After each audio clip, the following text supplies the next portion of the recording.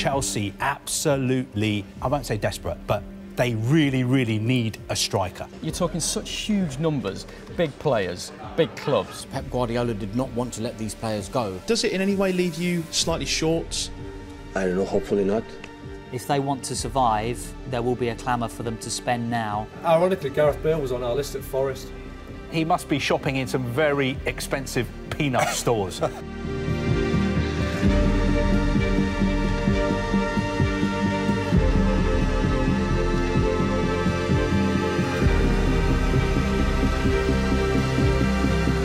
It just feels like the transfer window's starting to kick in.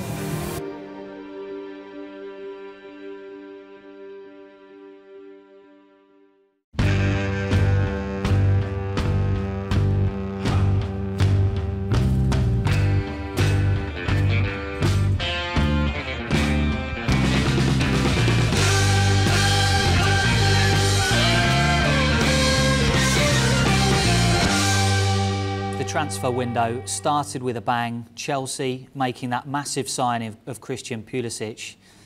They've obviously prepared for this window, but there's noises around 3 to 4 fringe players moving, potentially over the next week or so. How damaging would that be for Maurizio Sarri if he were to lose all 3 or all 4 of those players?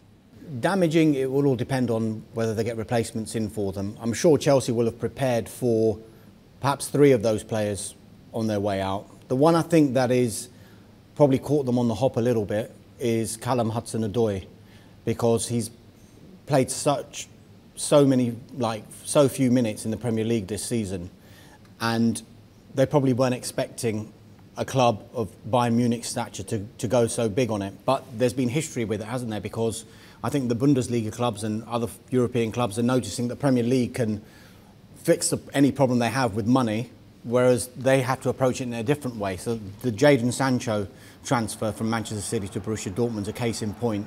Bayern Munich were probably looking at that and thinking, there's an avenue here perhaps. Is this the new vogue? Is this the new thing in fashion for clubs in the Bundesliga to go after young English talent? The Jadon Sancho one was probably the one that made everyone sit up and notice, because that probably caught City by surprise as well. He's a young player coming through the ranks at City, and they probably thought, well, he'll sign a new contract with us, he'll be with us for a few years. You've seen the same with Brahim Diaz as well, 6 months left on his contract, Real Madrid, he's just signed for them.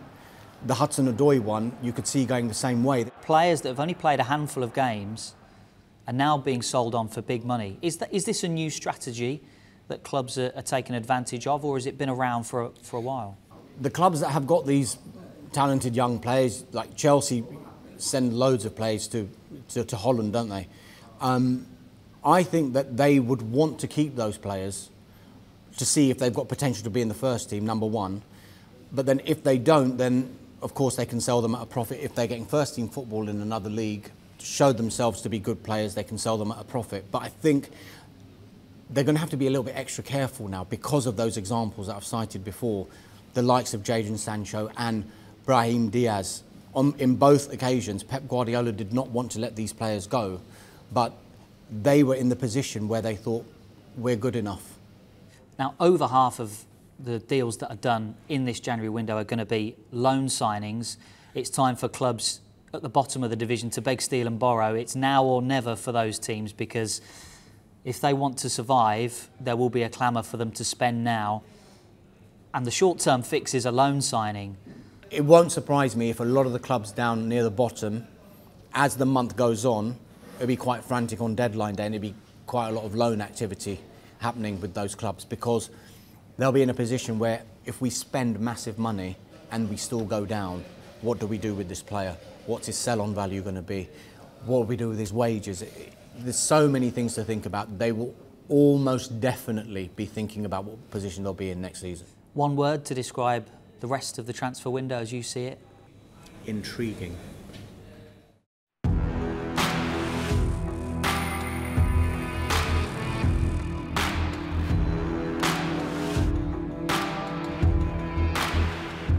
Brahim Diaz has been presented as a Real Madrid player. Following his move from Manchester City. Diaz has moved in a deal worth £22 million and has signed a 6.5-year contract at the Bernabeu.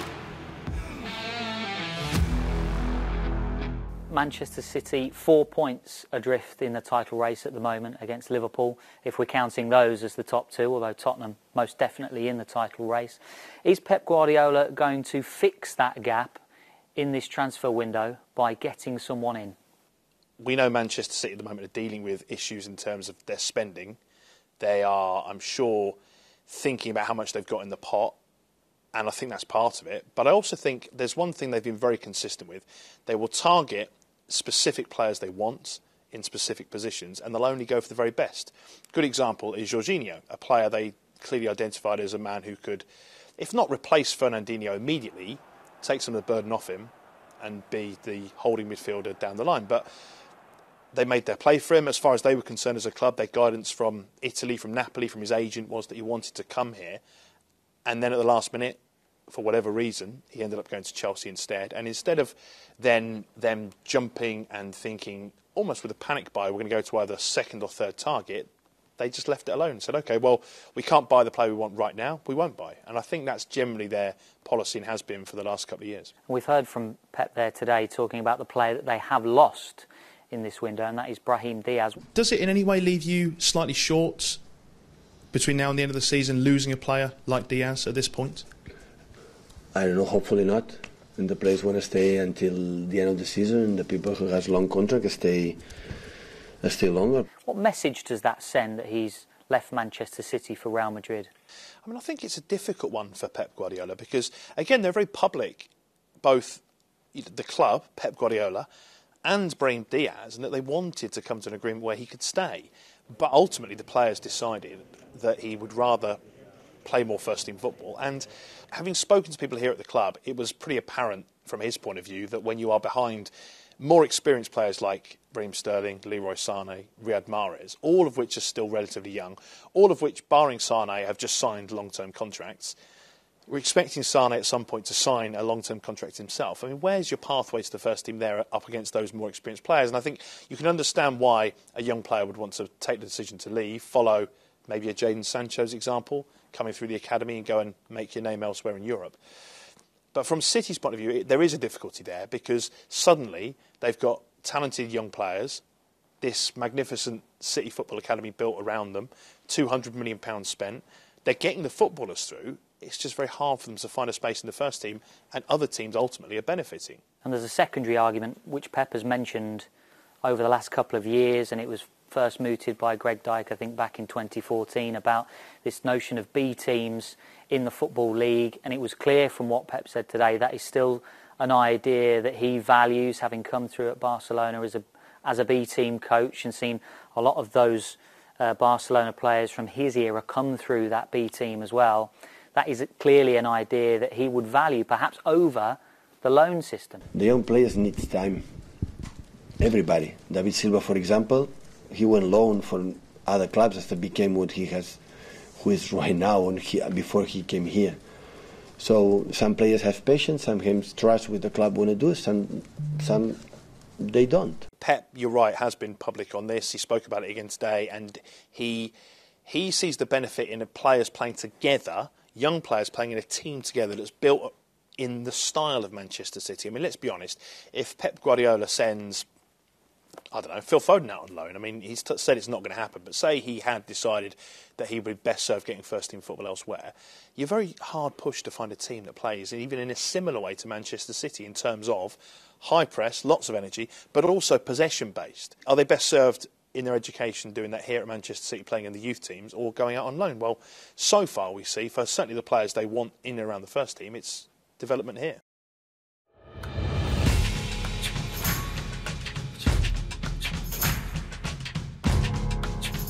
Only one place to begin this evening, and that is with Chelsea. We are still no clearer to knowing whether Alvaro Morata has a Chelsea future. He didn't feature at all against Spurs last night. Cue the conspiracy theories. While the future of Callum Hudson-Odoi continues to be uncertain. There is so much going on at Chelsea at the moment. Bayern Munich made a fourth offer for Callum Hudson-Odoi worth £35 million. What we do know, though, is that Chelsea absolutely, I won't say desperate, but they really, really need a striker.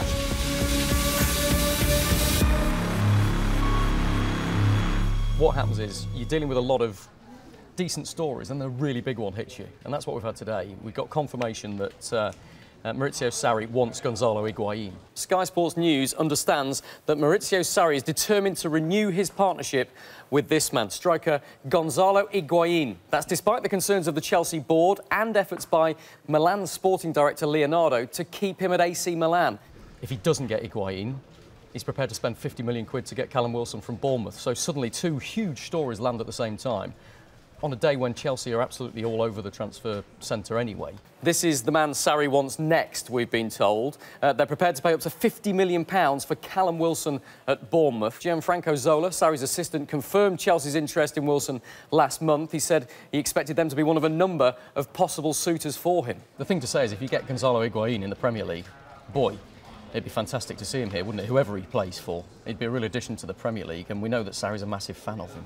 But yeah, that money would go over to Italy. So if Bournemouth had that sort of cash, what would they do with it? You know, is Solanke enough? No, it's not. They've just let Jermaine Defoe go out on loan as well, so they'd want another striker. So you've got a situation where I'm sure Bournemouth are working up plan B, plan C, for if a silly offer comes in for Callum Wilson. And they have to let him go. I mean, they don't have to let him go, of course, but if it's a big money offer for a club like Bournemouth, the higher that fee gets, the more difficult it is for them to turn it down. But £50 million for Callum Wilson, is that enough? It's a lot of money. It's a heck of a lot of money. It's more than you're talking about for Higuain, because Higuain, I think, will cost £32 million if Chelsea get him in the summer. It would be a loan deal, we understand, and then a permanent deal in the summer. So, seriously, you're talking such huge numbers, big players, big clubs, and it just feels like the transfer window's starting to kick in. Some of the big clubs are on the move, and they're talking about trying to sign some big players. So watch this space.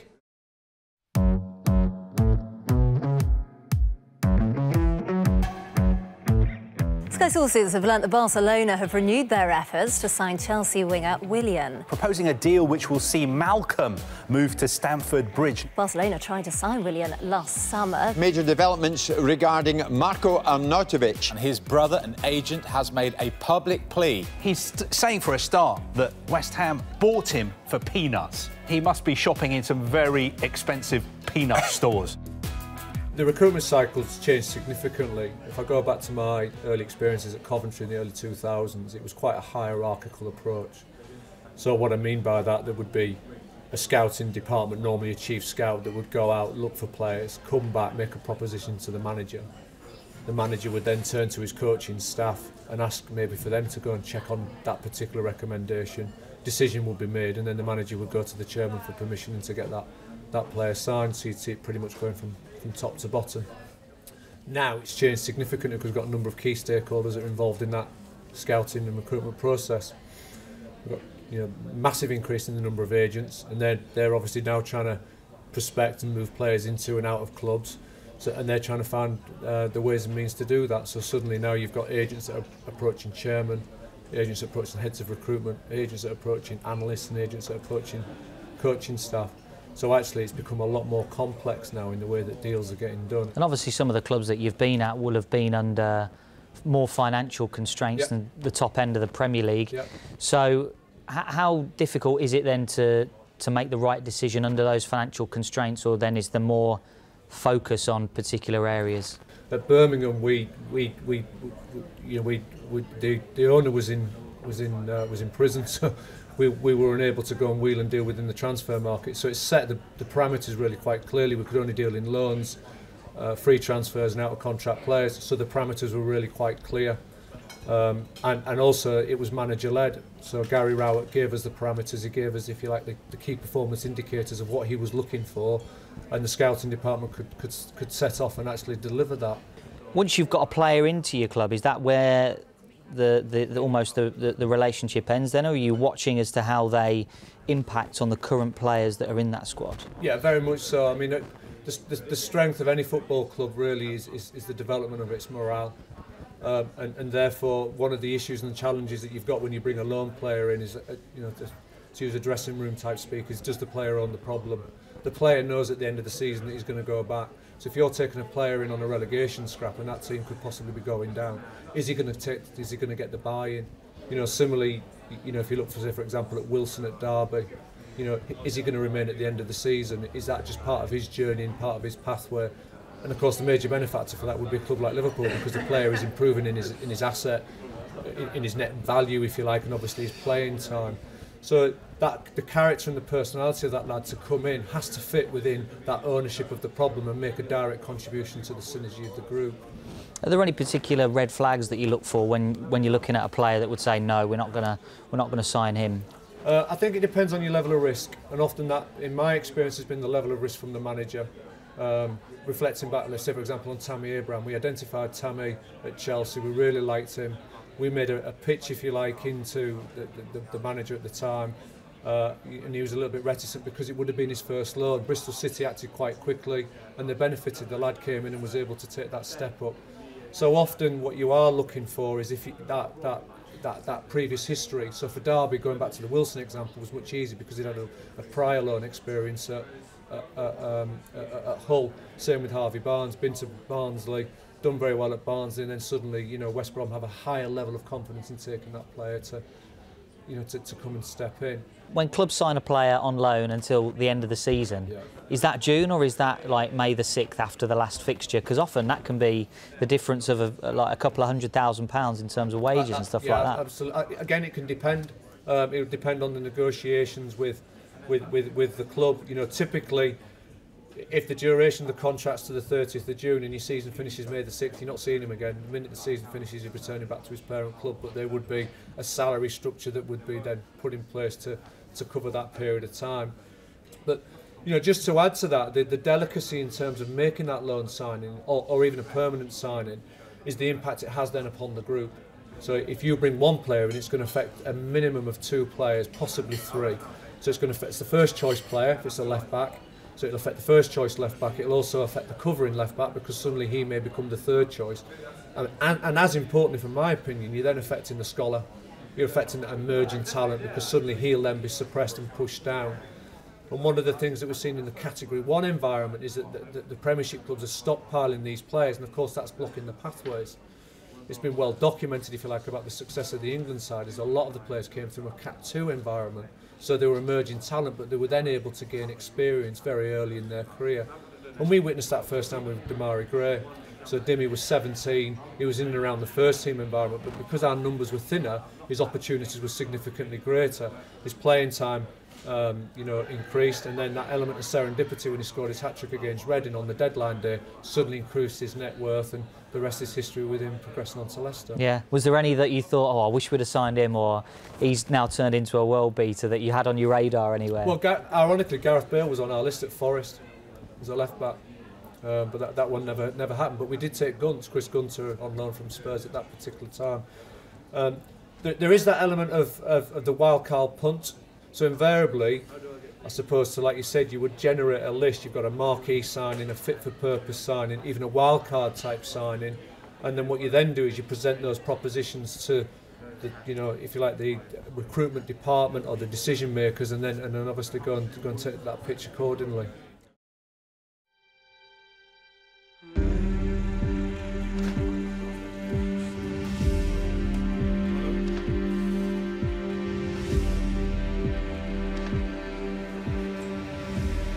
It's not professional. They didn't respect our club, I think. We need 2 players. He needs to go. Normally when we want to buy one player, it's for the next 4, 5, or 6 years, and normally this kind of situations in this transfer window doesn't happen. But at the right price, would you sell?